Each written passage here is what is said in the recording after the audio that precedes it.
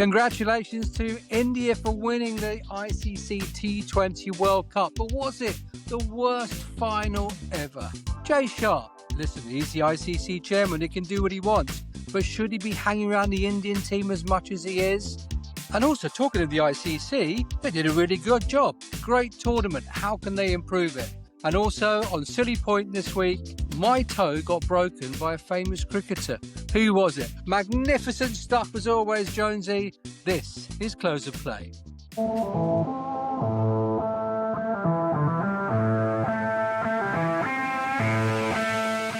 Well, mate, how are you? Let's go with my wonderful intro. So the intro, if it was ropier than normal, is because I forgot my notes, but we'll go from there.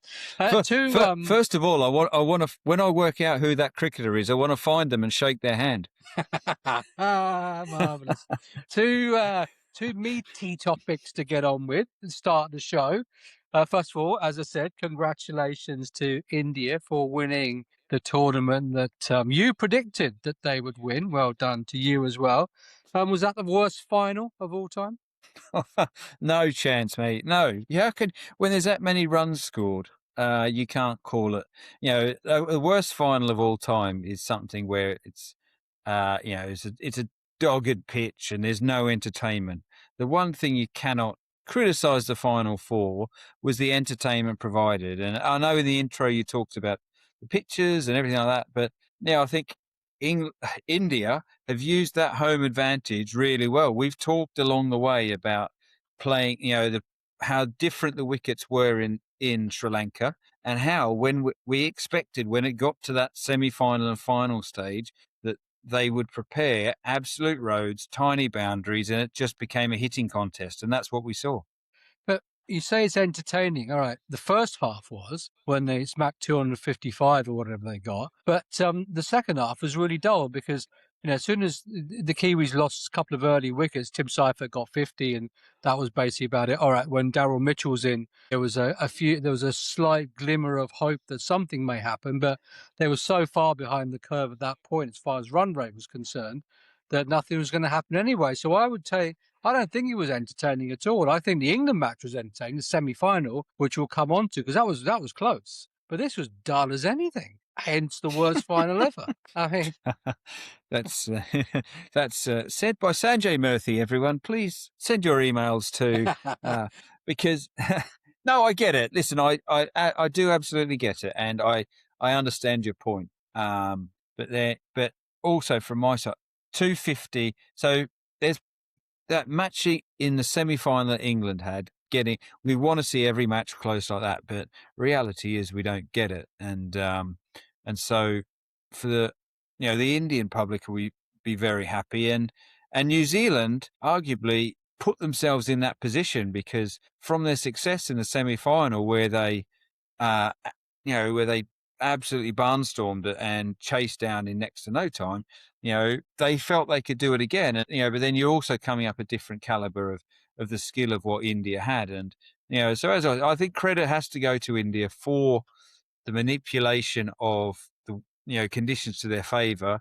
I was listening to it on the radio more than anything. And it was, it was I'm going to contradict myself here. It was carnage, and it was it was just ball after ball, and me sitting there not seeing it but listening to it, thinking, how on earth are these batters just doing this over and over and over? And that is for me as the player, I think that's where I'm probably getting at with the entertainment in terms of the skill level of the ability to hit sixes that often and that regular. I think the skill level from both the batters and the bowlers on the Indian side was phenomenal. I mean, the batters, some of the shots they played were incredible. Not just, power, but there was a lot of finesse and touches that were going for six. And then the bowlers were excellent as well. I mean, Jasprit Bumrah at the end, took 4 for, and, just took that tail away, blew that tail away, and New Zealand had no hope. But if you were Mitchell Satner, and it's easy looking back, hindsight,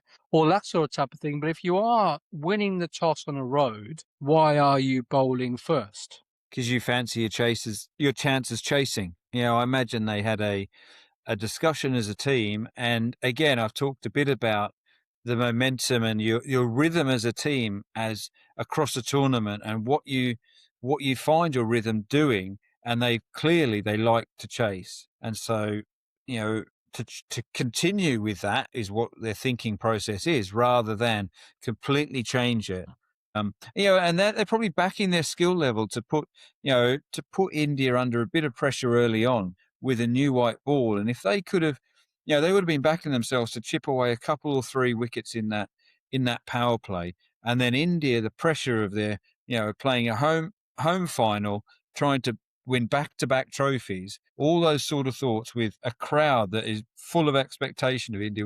That's what New Zealand would have been playing upon, and that would have been behind their decision. I think the first and last overs went for about 50 runs in total. I mean, just all the way through, the Indians just kept one gear, and that was sixth. They just kept the foot down, if you like. I mean, listen, they're a really good side, the Indians. I mean, you can't bag them, but they do get India, or Indian cricket gets a lot of flack, right? You've got the players, you've got the social media clowns, and you've got the administration, and all the things that go. Do we come under that?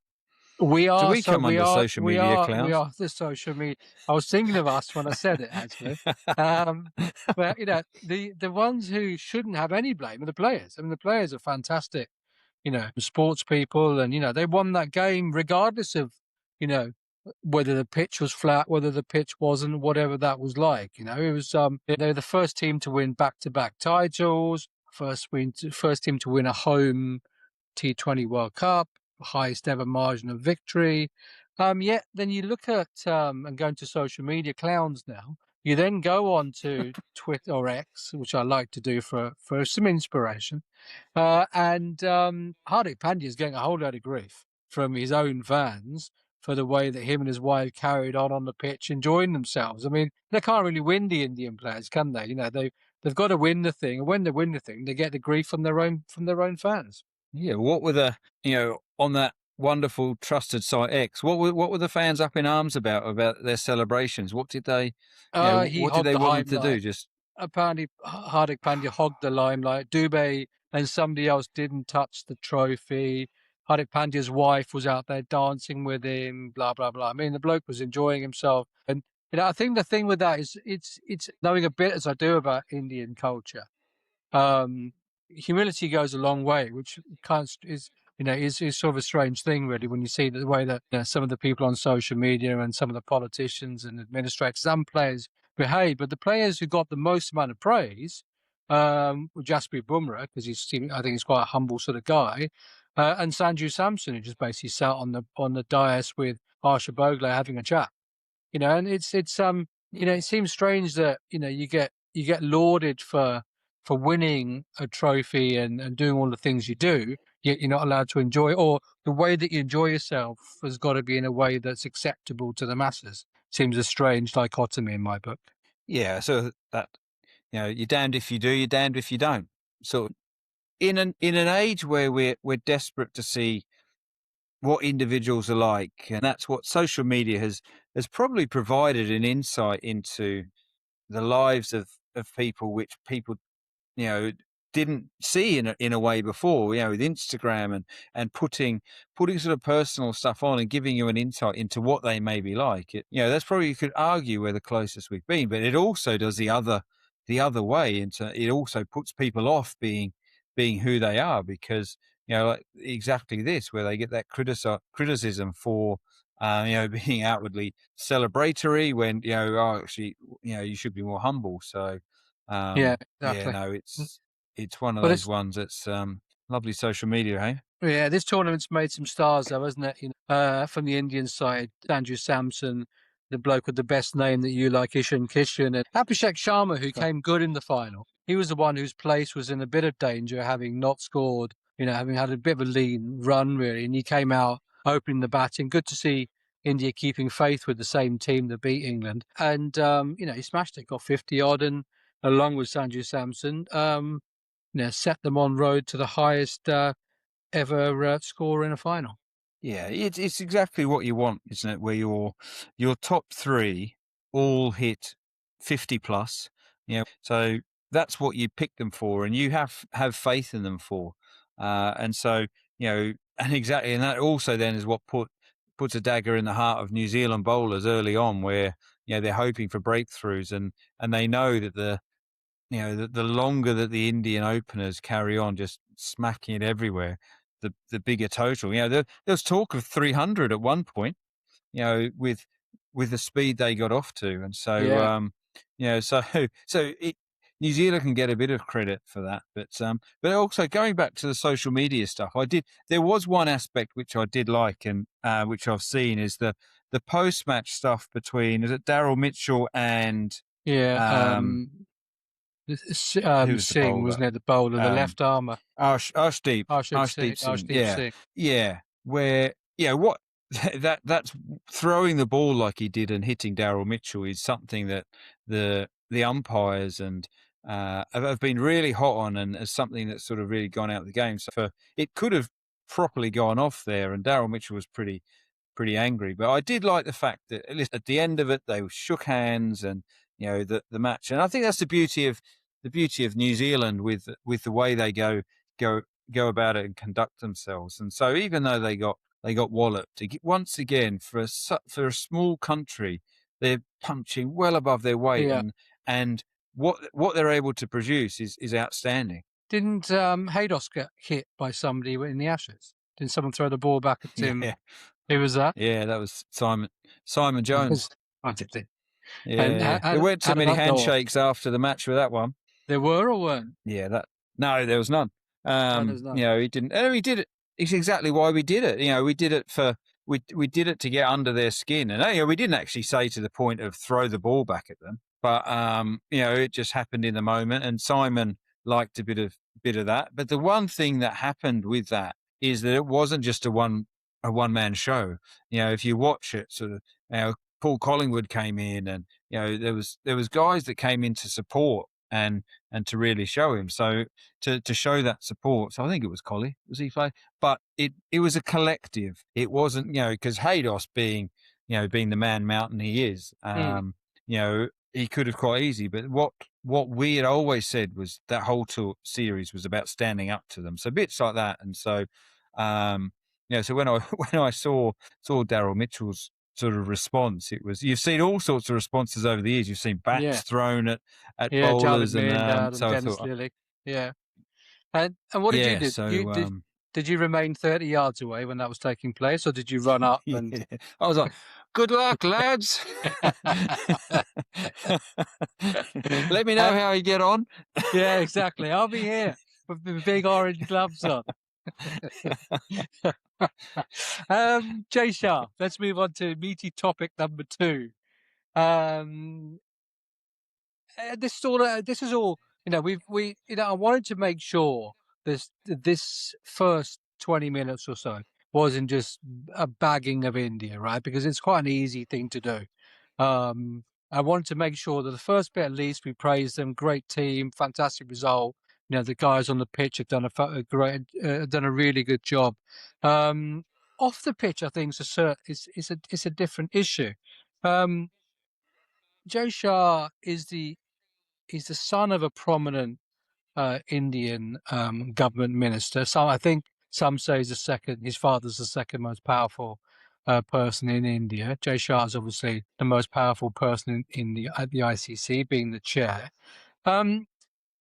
I thought it was interesting that when they brought the trophy out at the beginning, it was him, the CEO of a sponsor, MS Dhoni, Rohit Sharma, and another Indian. So I think the tone was set at that particular point.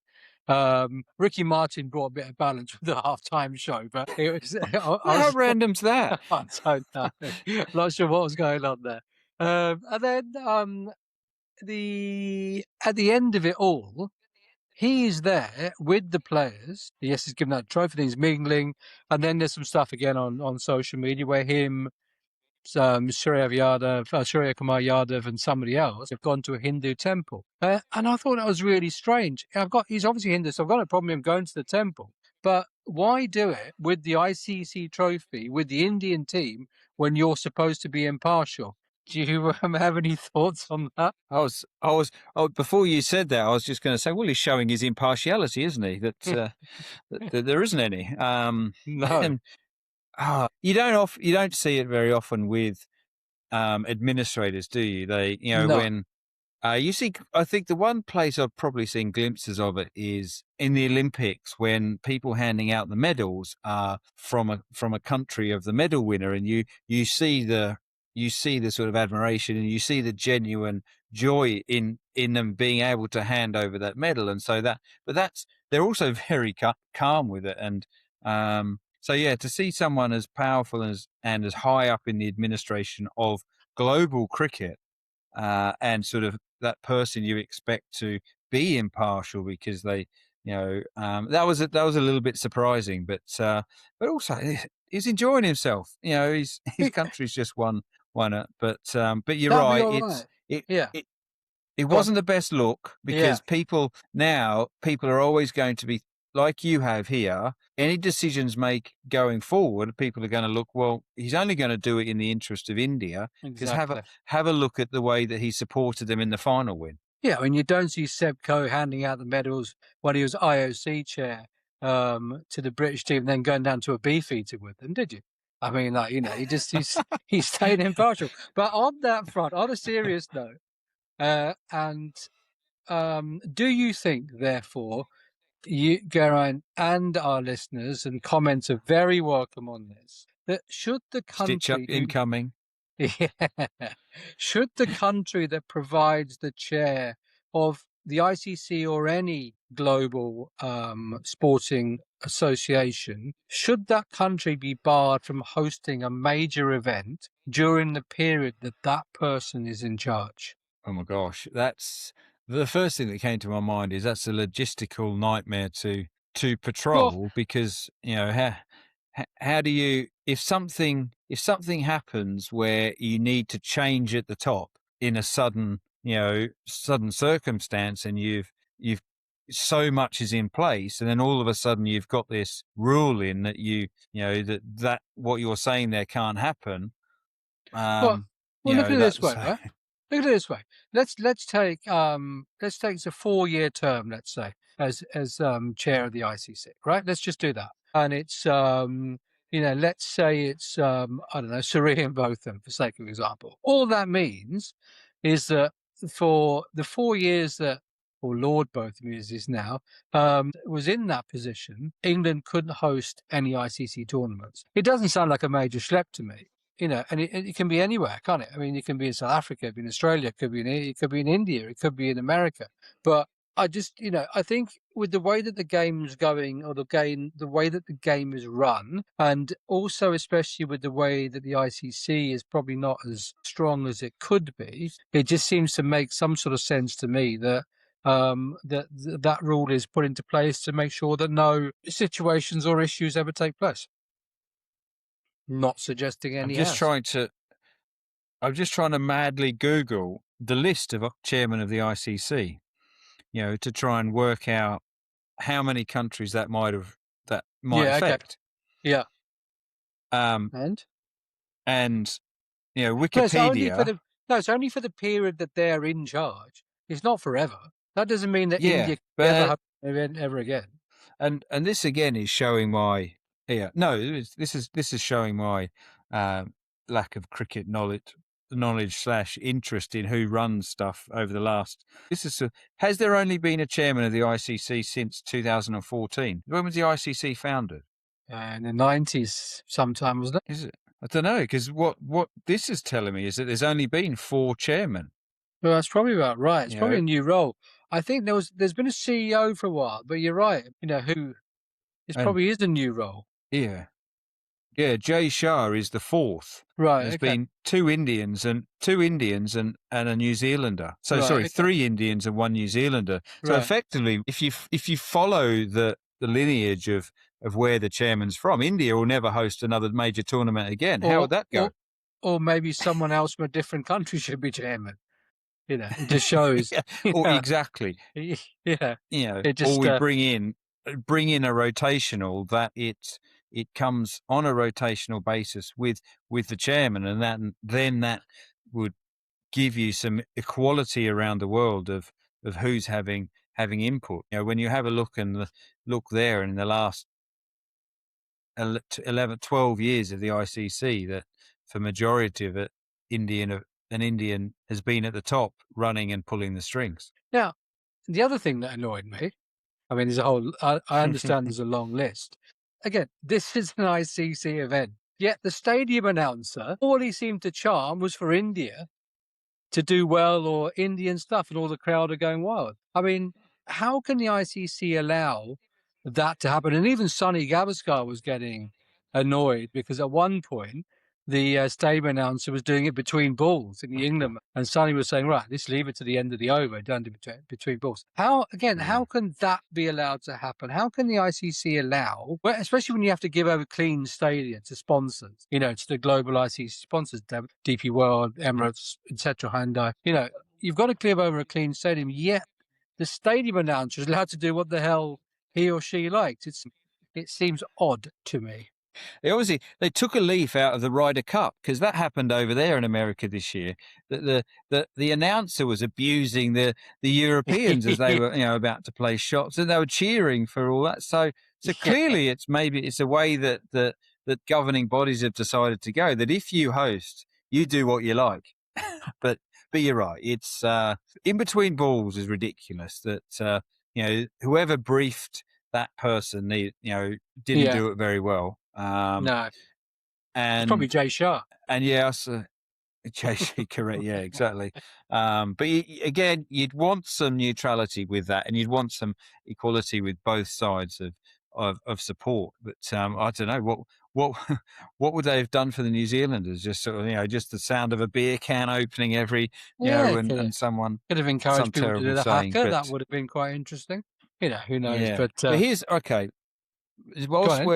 To move on, just whilst we've been chatting, and just had a thought of, so do you think that the powers that be in India are due some credit for this success with what they've done with, clearly the IPL is the best tournament in the world. Yeah. So now for the whole time, so that is the foundation. What we're seeing is the foundation of the IPL, in my view. Is, and it's going to be very hard to compete with India going forward with the continuing strength of the IPL, even though you're getting players from all over the world. Is that it is just churning out these players who can, just stand and hit the ball for six, and then also, the level of quality with their bowlers. So I fear for, India, if they want, they could go on a heck of a run with winning T20 World Cups because of what the IPL is doing for them. You did what I used to do. He starts off as a question, then goes on to a bit of a ramble, and then nothing at the end of it. So there was a question at the end of it, because you said, I'm going to ask you a question. But what was it? Did I?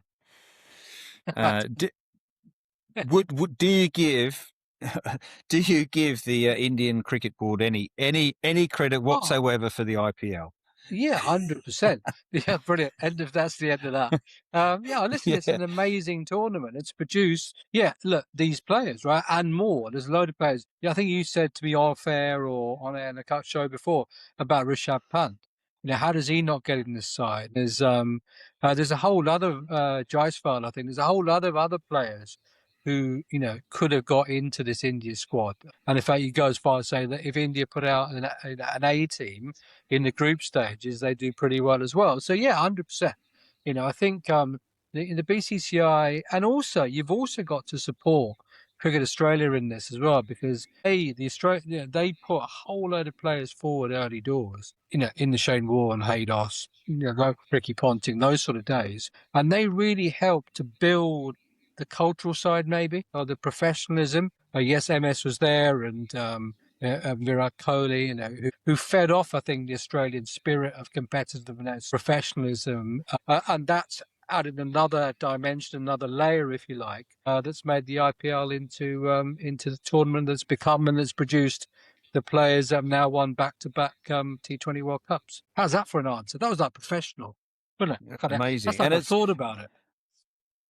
And it's all a concept that was thought of and brought to life over here in England. And because we didn't go along with sort of what that vision was with India, and we went out alone. And so here we are now, where we're stumbling through a summer of a T20 competition that doesn't have, any sort of, I don't know, credibility is the wrong word, but it's nowhere near what you can compare to what's going on in India, South Africa, and The closest down we've in got is Australia. 100, isn't it? And even that, I'd argue that they had to come up with a different concept to try and generate some cash to Yeah. keep the From England cricket going. whether this is true or anecdotal, I don't know. But what I heard was that there was, when they tried to create a franchise-based T20 tournament back in the mid noughties, it was voted down because the county chairman were protecting their own interests, let's say. And the only way that they could create what they've created was a whole new tournament, a whole new company. They knew the risk. They knew that they needed Sky support, and they got that.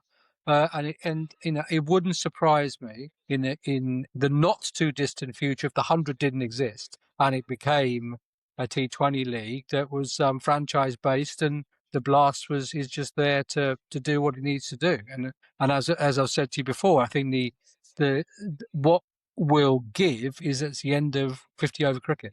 I think that will go, but I think the 100 will become a part of the T20 global circuit that's effectively run by the IPL owners and rich Indian expats in the States. Who are at Google and Microsoft or whatever. I think that's what will happen going forward.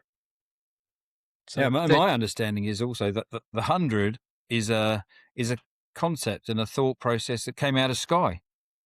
yeah, I heard. Yeah, I heard that as well. The powers that be Yeah, at Sky. So yeah, they came forward with the concept saying, if you want some money of us, here's an idea. yeah, exactly. Well, there you go. That's rounded off that little section quite nicely. We need to finish this bit to say well done India again, just in case I haven't put that forward, which I have a number of times. But you never know. People always like to latch on to the bits that they don't like. And in a second, after this little break, Jonesy, we are going to talk about the semi-finals.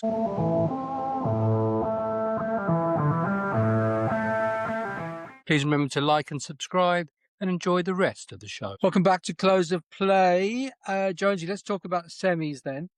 England got close. It's a big old score by the Indians yet again, batting first. But England, thanks to Jacob Bethel's brilliant 100, did a pretty good job of scaring the pants off the host side.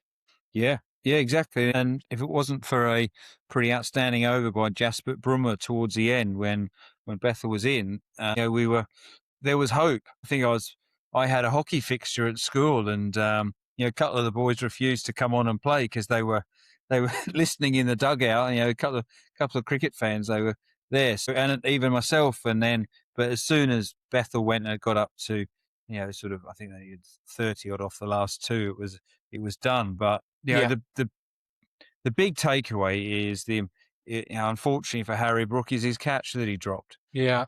So crucial. Yeah, of Sanjay Samson, who went off again to score 80 odd and win the game. Again, I was disappointed with the bowlers, especially with Jofra, who's looked really undercooked in this tournament.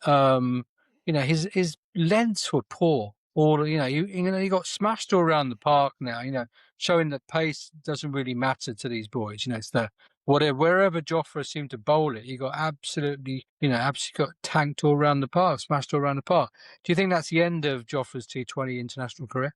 No, I don't think so. I think because he's, we don't, it's not, who do we have like him? And we'll probably wrap him in cotton wool, and I don't know how much test cricket he'll play, how much the body can cope with that, but I can see us using him as a bit of a weapon going forward in white ball cricket, because he's, it wasn't his best tournament by any means, but he's got a pretty decent pedigree behind him in sort of T20 and 50 over. So I think he probably just, it did get shown up that at the top level, batters use the pace and you can't miss by very much. And he didn't, right from early on, he didn't set the tournament on fire, and he found it quite difficult. He had patches of very good stuff, but around it, and then what questions do you ask? Was he Was he fully fit? Okay, what sort of stuff? And it comes into that skill level. And don't get me wrong, he is a very skillful bowler, but at that, it does things, subtle differences, subtle slower balls, just the Yorkers and what have you, because you just can't try and bang a length and blast them out, which is sort of what Jofra's a little bit become. If you look across the Ashes, and then here, if he doesn't, nowadays you don't have to miss by much, and batters, doesn't matter how fast you are, they send you out the park. Do you think it's a conditions thing? Because I think he got hit last year's IPL for the most expensive spell in IPL history, and then here in India as well, he's not gone that well. Do you think just is that a thing? Some bowlers bowl better in different conditions. Potentially, yeah, with that comfort level, but also with the amount of technology around now and the influence of it, batters know what's coming down. And if it's, just purely, for example, if it's been shown up with the technology that he hasn't got a potentially much of a differential with his slower ball, or his variations aren't much, batters will look at that and go, well, I don't have to be worried about it, because unless he nails that Yorker spot on, his variations in pace are so small that we can just continue to hit through. Whereas you think of, you think of the moon ball that's Sam Curran's got. That's a massive difference, and so that then puts you off. So that might be an aspect of it, that just with the technology and the batters have got the information that they can, that Jofra's variations aren't big enough, or aren't as much of a difference to concern them. You said that Bumrah and Hardik Pandya were excellent in that game. Someone who impressed me, not for his bowling necessarily, even though he did bowl quite well, was Axar Patel. We'd said in the previous show that India's fielding was ropey in the I think it was the last the game against the West Indies that they had to win to get through from the Super 8s to the semis. Do you see some of the catches he took? I mean, there was one that was a diving length. I think that was off Harry Brook. The hardest catch in cricket, where you're running backwards and dive full length and took it. And there was one where, and I can't remember who it was, if it was Bethel or not, running round the boundary, dive, sort of caught it, mid-air sort of thing, threw it back to Dubé, whose catch it will go down as. But all of the work was done by Axar Patel. And that's a strength, I guess, that India have been hiding quite well in this tournament, and they brought it out at the right time. Yeah, maybe Jay Shah had a good chat with them and said, "Listen, I've got a celebration and a half planned. If you lot don't sort yourselves out, then." But that's that's the stuff at the top level that makes the differences. And you put your fielders in the right place to produce match-winning moments like that, and they practice so hard at taking those catches now these days that the guy, you're almost surprised when they don't do something spectacular like that. And so it's at a massive time when Bethel could have gone on and potentially won it for England, a bit of brilliance has been produced, and they clearly have had a chat about the way they fielded in the in the lead up to that against the West Indies, and as a coach, what you want to see is results and improvement, and stuff like that is the sort of stuff where exactly what you're after. And so that was England home. I think they're getting home quicker than the South Africans and the West Indies, from what I saw. The West Indies have been out for about a week now, and they're still stuck there because of the ongoing conflict that's going on in the Middle East. New Zealand obviously got to the final. We've talked about the final itself, but they did pretty well, because South Africa were the form horse going into that semi versus New Zealand. But the New Zealand bowlers did something that they didn't do against India, which is keep it tight at the very top. And South Africa couldn't get any momentum going. It was only at the end with Marco Jansen that they actually managed to get a score that they thought might be defendable. Yeah, and that's why when we talked at the top of the show about their decision to bowl first, because of the success they had against South Africa, and they did exactly what they want. They sort of ripped into that top order and caused a bit of uncertainty and chaos amongst the South African.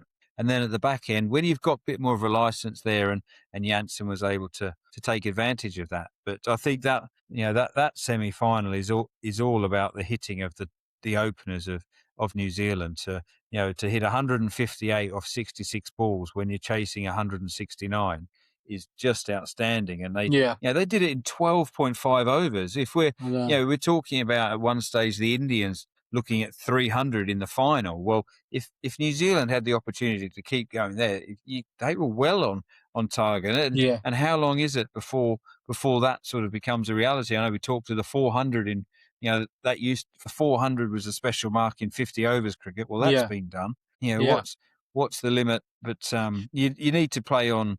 It'll only be done on the postage stamps of India, but still, credit has to go to those two New Zealand batters for the way they did it in that semi-final under the pressure of getting through to the final. Yeah, no, that's right. I mean, that Finale innings was something else. It was phenomenal striking from him. Right, silly point, Jonesy. Here we go. So, faults which you don't like.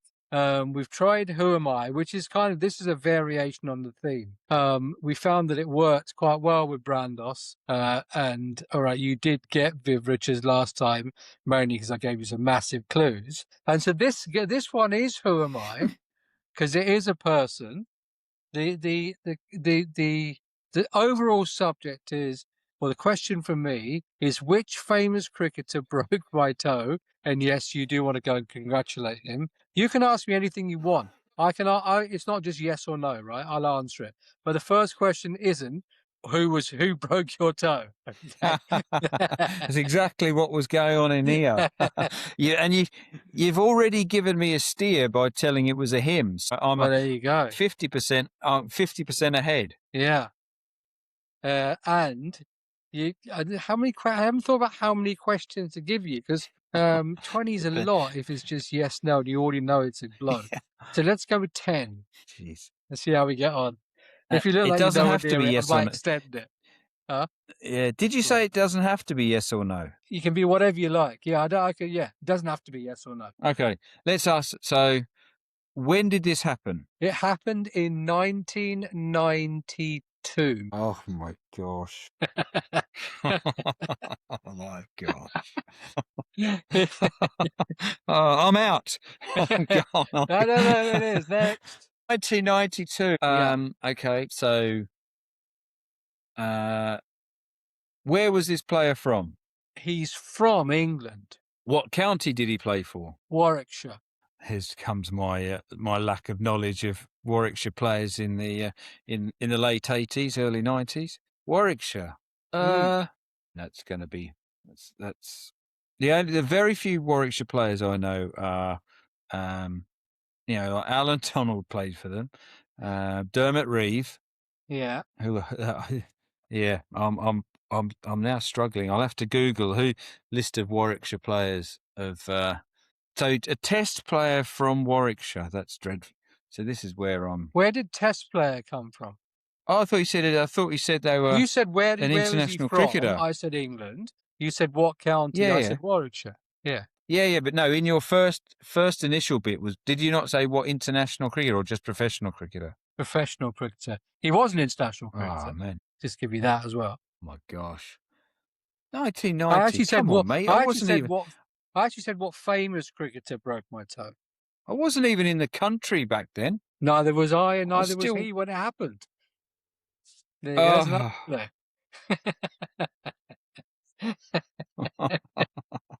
This is just doing me in. What's his initials? DR. Did I get it right then? Dermot Reeve? Yeah, but you didn't say Dermot Reeve, did you? You just said you knew two players from Warwickshire, Alan Donald and Dermot Reeve. Yes. The answer was Dermot Reeve. Here we go. He broke my toe in the Kowloon Cricket Club nets in Hong Kong in a net session. There you go. Because he's from Hong Kong. You're going to say he went to school. I thought you were going to say a bar at the Kowloon bar then. Yeah, no, because he was a Hong Konger and he went to school there. We were just netting and I didn't see it. People talk about military medium and all that sort of type of stuff. Just put my big, thought he was an inducker. I just put my foot down to play what I thought I saw. Next thing, I'm lying on the ground with a bust toe. So you know, that was the end of that. I'm blaming the poor Did quality of Dermot nets. console you? I don't think so. No, I think he just went up, walked up, and then buggered off again. I think that's basically what happened. Just made sure I wasn't dead, and that was that. So yeah, so that was it. It was Dermot Reeve. How was that for? Did you like that one? Was that all right for you? Not too tough? Yeah, it gave me a scope. You know, I Yeah, wasn't exactly. when I could ask a few things and You're not very good when as binary, like, are you? no, No. I'm dreadful. When you were rambling on at the end of the first section about this question that became a statement, then became a question. What I thought you were going to ask me was how I thought India had hosted the World Cup. And if that, even though that wasn't the question you didn't ask me, I'm going to answer it anyway. I thought the tournament was very good. I thought it was really well organised, and actually I like the spectacle of the final. But there's a few things that's not, that it might have changed. Ricky Martin being one of them, but things like in between innings there was something which meant the players couldn't practice fielding and whatever. But ultimately, I thought it was a great spectacle. That's a hell of a stadium that they've got in Ahmedabad. So how do you think, if we agree that T20 is the way that the game is going to grow globally, what do you think the ICC can do to make this into a tournament that's probably more like the FIFA World Cup than anything else? I mean, I guess one of the first things is to expand the number of teams from 20 to up to 32, I guess. Yeah, but the only issue I'd say with that is then, the 22 we had there created 20, competition amongst each other.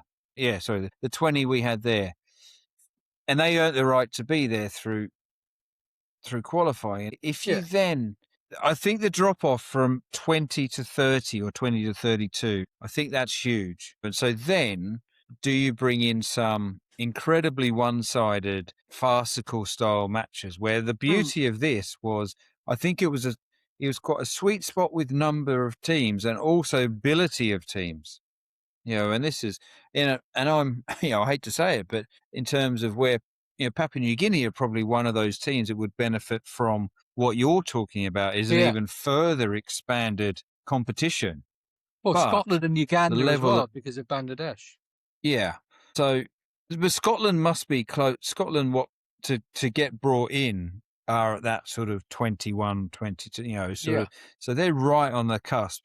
Below that, I would just be concerned as to the level of cricket that they're able to produce, and then it becomes, sort of. Then I'm worried about the product that's being produced. Whereas I felt that this 20 was excellent because it produced some good matches. Nepal, England, case in point. I think you can go. I'm not saying 20 to 32 in one step. I think you can go to 20 to 24, for example. Bangladesh come into it. And so let's say Scotland stay where they are. So Bangladesh is 21, PNG 22, Uganda, who are the next team to come in, 23. It only leaves one more really to come into that. And I think that the qualifying should be as it has been. It's a good thing for teams to be able to qualify, in strenuous circumstances. A bit like the Football World Cup, how sort of strenuous that is. And, teams like Italy sometimes haven't qualified for the Football World Cup because they haven't been good enough or they haven't played well enough. I think the danger that the ICC has is if it keeps it to a 20-team tournament, there's no incentive for your PNGs or your whoever else to actually play the game to a better standard than they have done because they might not have a chance qualifying. And also, I guess with those countries, look at Italy. I mean, fundamentally, it's Australians or it's South Africans who've got heritage or roots or dual nationality back to that country. So I think that will always continue to help grow the game in different parts of the world. But I think that the ICC does have the opportunity to create a bigger product by increasing the number of teams who have the ability to qualify for an expanded tournament. Yeah, but then I'd also argue that the more teams, the longer it goes, and with Yeah, when do you then fit it in? With the nature of the future tours program and the way cricket is. Someone like in England who literally went from the Ashes, then they went then went played some T20s, and so if you then all of a sudden have to fit another 10 days of cricket in because you've included another 4 to 6 teams, mm. sort of it then becomes, when do you put it in and at what cost? What do you sacrifice to expand? So it's those are the sort of questions that come out of it. Don't get me wrong; those PNG players, your Hong Kong guys, they've Yeah, dropped off quite a bit recently. yeah. Your Uganders, they want to go and play on that stage because it's the highest level that they'll play. Underneath that, they're all vying for one-day international status, which they get from the pre-qualifying if they get to a certain stage, and that's what PNG did. We managed to sort of get to a level where we were granted status and one-day international status, which then gave a whole host of funding. We then, the next step to get to the World Cup was really hard to do, but that's what a lot of those countries are first and foremost trying to do, is access the most amount of funding they can through performances. And there's a real worry. So I mentioned Hong Kong. They had a really poor run about 12, 18 months ago, and they've lost their funding. And so for them to try and get back onto the level where they're potentially trying to get to the World Cup is a huge uphill sort of challenge for them. So it's what goes on underneath it has as much as effect of getting to a World Cup. I wonder how big a part the sponsors and the broadcasters, how big the role they have or the say that they have in what the shape of future tournaments is. Because if you are a sponsor and you've got more countries viewing your products, then that's great. And if you are a broadcaster, I suppose it's then more content. But I guess it's that way up, isn't it, between time and cost? As you said, a longer tournament means more cost, and if there are sort of drab games, if you like, which are going to be, right? There are in the Football World Cup as well. Paraguay versus, Australia or whatever, right? It's not England versus France, regardless of their respective qualities as footballing nations. There's always that risk, but that's how teams get better as well. And I suppose it's for sponsors and for broadcasters, it's a way of investing in the game for its long-term health. By helping a tournament to become bigger and stronger. So there you go. That's that. What should we do? Let's do a couple of last bits before we wrap up. You see that Alyssa Healy has retired, or Alyssa Healy as she is in our Nature 11, and there's now a Healy Hill, which in my world is a Hilly Hill. Who's the greatest Healy, do you think? Uncle Ian or Alyssa? Well, yeah, it's just where cops. This is where we become chauvinistic, don't we? And I've got from my childhood growing up, it was Ian Healy. He kept to Shane Warne incredibly. And he was a nuggety batsman. He wasn't a batsman that you would show up to the ground to watch, but he did a good job at that point. And he started the movement towards you had Rod Marsh, and then Healy took it on as well. But for me, Healy, the way he kept to Warne. But it's a fair question because Alyssa Healy's stats, and what she was able to do and her successes with Australia at World Cups, and she got a big 100 not long before she retired. So, but for me, as he's a bit of a hero of mine, I'll probably, I've got to lean towards Uncle Ian. Uncle Ian. Uncle Ian it is. Right, mate, that's the end of this week's show. Another fun-packed adventure through the world of cricket. We'll probably be leaving India alone now after this. But next week we've got a slightly different show. We're going to have Sajid Mahmood on the show, who we're gonna talk about something I know that you like the subject or the subject matter of, which is accessibility of cricket, affordability of cricket. He's got a brand that he's just launched called Re-Equip, which is like the vintage for cricket equipment. So we'll tell him that. He's also on the board of the Barclays Knight Stokes Trophy. which is an MCC initiative to involve state schools in playing the game, and that's a tournament that will go on all the way through this summer. So we'll talk about that as well. So that should be quite interesting, I think, and we'll see if we can keep on long enough so we can involve him in a quiz as well. I'm sure he's going to love that. But that's going to be a fun show, and I will speak with you next week. Oh, by the way, haven't you got a golf day on Thursday? Daniel Bell Drummonds, are you playing in? Unfortunately I've got work, mate. But you're right, Daniel Bell Drummond, or DBD as he's affectionately known, he's at my course, Prince's, and he's got he's got a testimonial event, which he had a good launch to it last month. And so this is his next one, where he's got I think he's got about 18 odd teams. So he's the nicest man in cricket, DBD. So Wilco, happy to give him a Willis. bit of a plug.